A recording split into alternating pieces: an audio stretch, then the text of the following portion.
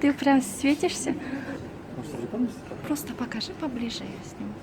Ну, чуть-чуть краешку хотя бы. А, это тенге, что ли? Вау, доллар.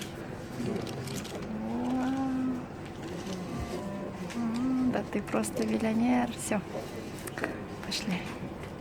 Достар, бұл менің 2019 жылы тапқан бірінші крупный табысым. 6513 доллар шықты бір айда.